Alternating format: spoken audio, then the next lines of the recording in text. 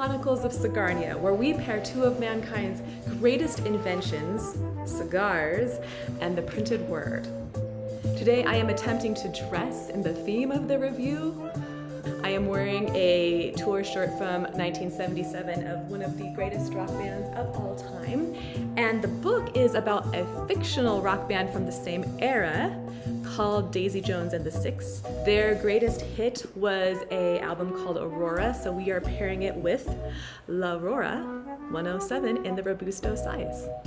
Okay, let's jump right into the cigar. This is, as I said, the Aurora 107. It is this nice mocha brown color, a little bit spongy, a little bit oily. So there are some strong, I would say almost ropey veins going through this, which I kind of like because it reminds me that, yes, this is a leaf. Aurora characterizes this as a rustic wrapper, and they attribute that to it being a sun-grown variety. And just so we're thorough, this self-proclaimed rustic wrapper is Ecuadorian, and the filler is Nicaraguan and Dominican. The band is that very distinctive Aurora brand with the lion on it. I did wonder about the lion on this because as far as I know, there are no wild lions in the Dominican Republic. I could be wrong, but a quick 2-second Google search revealed that the founder of this company, his name was Eduardo Leon Jimenez, so the lion is a tribute to him.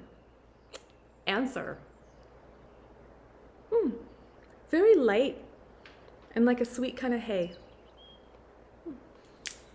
Okay, let's get this started.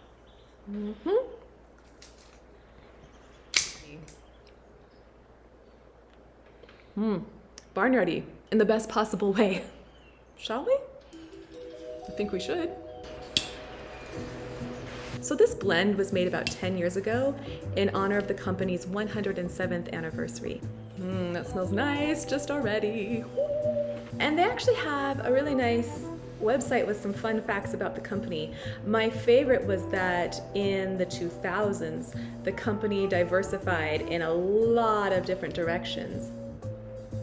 And because of this, they ended up paying something crazy like 9.5% of all of the taxes that came into the Dominican Republic that year.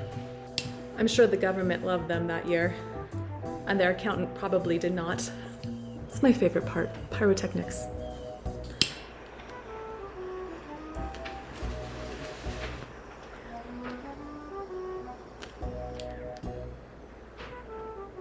Yay!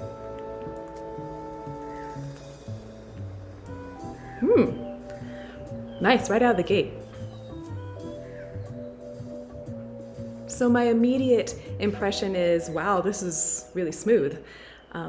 Somehow didn't expect that from the barnyardy pre-light. Nice.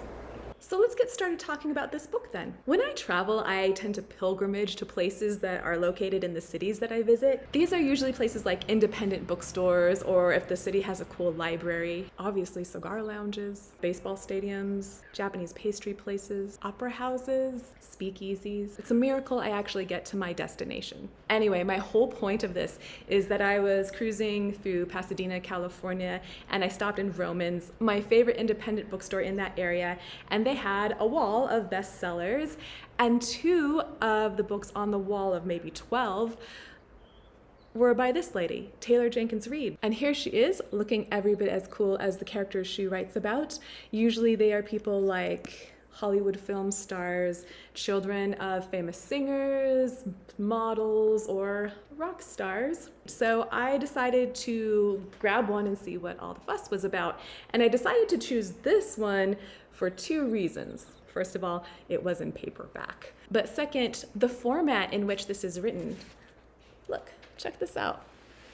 Each paragraph starts with a different character name. This is basically an interview with the band members of Daisy Jones and the Six. And it's supposed to imitate the style of rockumentaries, my favorite of which being This is Spinal Tap, which is actually more of a mockumentary. So I guess that's kind of what this is too, a mockumentary. And in the back you can see she even wrote lyrics for their songs in their album Aurora. So that's kind of cool. So this format is both what's very positive about this book and maybe holds it back a little bit. So let's talk about those positive things first. Because it's constantly switching perspectives, it makes it a really fast read. You're constantly going boom, boom, boom from one narrator to the next. And she will juxtapose two very different ideas right next to each other. So you will have, for example, a character say, oh, everyone loved my lyrics. And then right after that, the next person will be like, we all hated his lyrics. So it's really fun. You get a little twinge of satisfaction seeing that conflict go on. One review I read said that it was a little overused, but I enjoyed it every time, so. Another positive thing that has nothing to do with the format with this book is where the book got me emotionally. Now, I suspect that it was supposed to be the love story that got me, but what really affected me was the conversation the characters have about addiction. There are many different types of addiction that happen in this book, and there's a real emphasis on how every day is a struggle, and how a lot of times those struggles, those inner struggles, or even the little victories and triumphs that you have largely go unseen by the people around you. There's a particularly good scene at the end of the bar that I don't want to spoil for you, but it did move me to tears. So that is a really positive thing about this book. Okay, before we go to the maybe not as positive things about the book, let's switch and talk about the cigar a little bit. Wow. It's kind of amazing how smooth this is. And it's really brightly flavored, I would say. There is mostly an earth flavor, but it's more of a bright, loamy type of earth, if that makes any sense at all. I'm also really enjoying the fact that I can taste baking spices in this. A lot of times people will describe cigars and be like, oh, the baking spices with the cinnamons and the nutmegs, and I go, well, okay. But this one I could really taste a waft of cinnamon go across the back of my palate after that earth flavor has gone. It's really quite nice. Look at this. It's also putting out a lot of nice smoke. It smells really nice too. And the draw is pretty open. The tasting panel had a vast difference in how open our draws were on the cigars, but this one is not a problem for me. You can see it's burning nice and even. It's got a light gray ash there. So far so good, I'm enjoying this. Okay, so let's get back to the book. I had said that the interview method that she uses is one of the positive things about this book. Unfortunately, it is also one of the not so positive things I found. Creating a narrative like this from so many different perspectives can be a lot of fun. You get like a 360-degree view of what's happening in this world. The problem I encountered, however, was that the voices didn't really distinguish themselves from each other. I'm sorry. I found it kind of hard to tell apart the members of the band. I couldn't remember who was the drummer, who was the bassist, and it was because their voices all kind of melded together. I did appreciate that the female characters were all really strong in their beliefs, but the way they expressed the strength was kind of all in the same way. Diction, cadence, expression. I imagine that when they are so uniform, it makes for a very good, cohesive rock band. But as far as reading their individual stories, it didn't really help set them apart at all. Another thing is I believe that the love story is supposed to be the focus of this book, but because of this hopping from perspective, I didn't feel like I stayed long enough in any of the characters' heads who are in love to really feel that passion or that connection to the other character. Anyway, okay, back to the second third of the cigar. Something has happened. Someone has stolen my cigar and replaced it with something completely different. It has totally changed character on me. Ending that first third, that light earth had only deepened a bit, and there was an element of burnt sugar that was being added to it. But as the second third progressed, that earth became more and more intense. It went from light to bite, as my tasting panel put it. Thank you very much, tasting panel. Almost to the point of being bitter. And those baking spices that I was enjoying have turned into a spicy pepperiness on the tip of my tongue instead. Now, I do like me some dark earth flavors and have no problem with pepperiness, but put next to that first third that I was so enjoying, this kind of came as an awkward surprise. Yeah, it feels like I'm smoking a totally different cigar.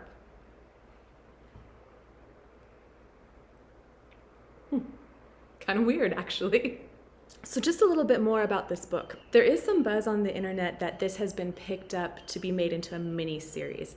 And I think what I'm about to say about this book will be solved by that. So I'm actually a little excited about that prospect. I saw a quote that was attributed to both David Bowie and Elvis Costello. And the quote goes something like, "Writing about music is like dancing about architecture. It's kind of a stupid thing to do." And I think that's a little bit harsh because there are some writers who have done a good job at this. But I think a better quote is by the late great composer and conductor Leonard Bernstein. He said that music can name the unnameable and communicate the unknowable. Bernstein. And he's right. I mean, for us humans, music is this glorious, transcendent thing. And to try to put words to it is really difficult. And what makes rockumentaries so fun and fabulous is that you get both.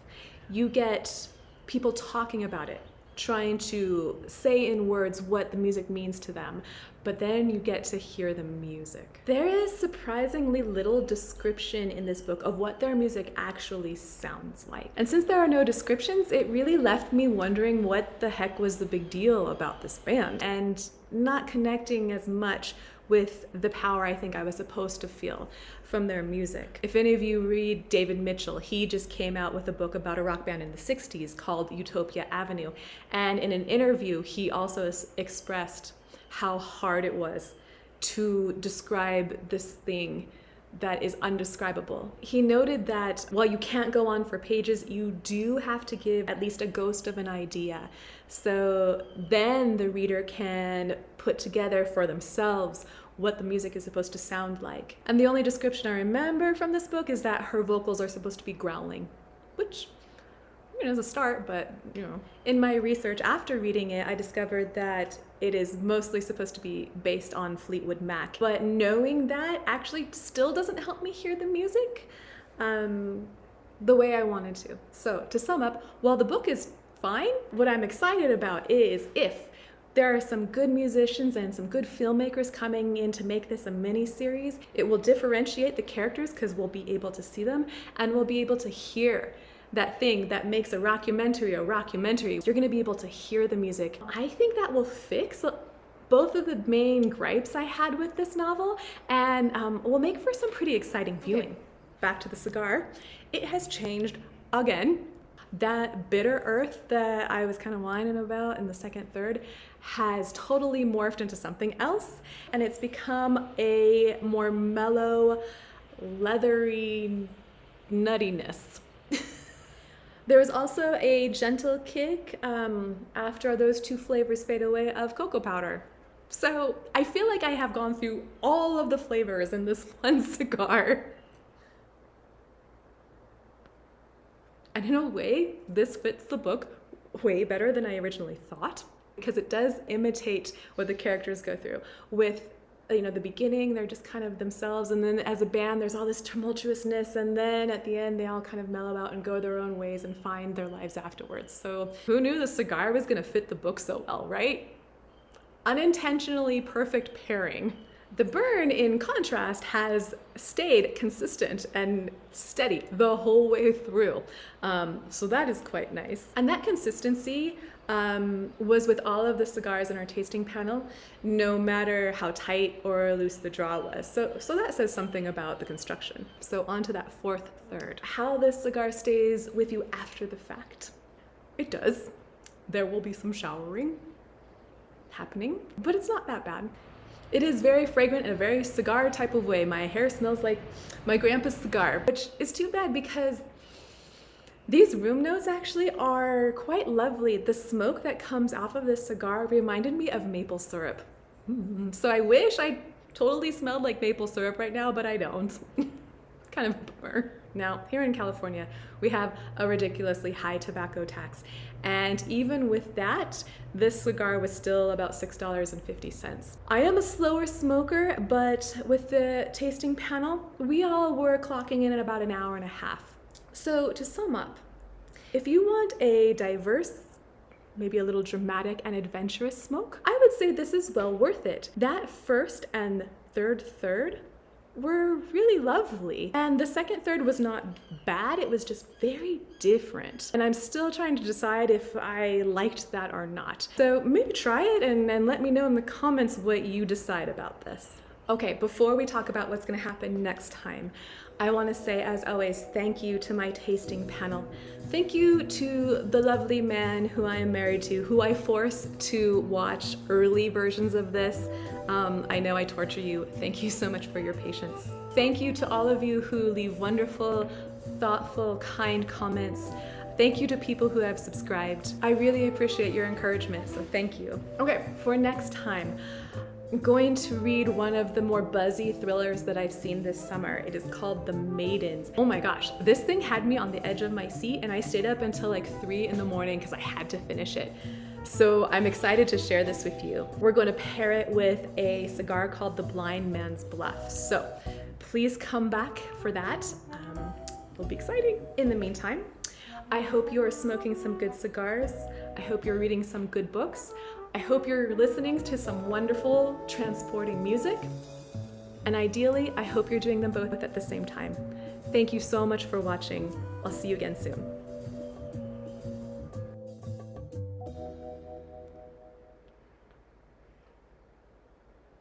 Ooh, you saw that one, right?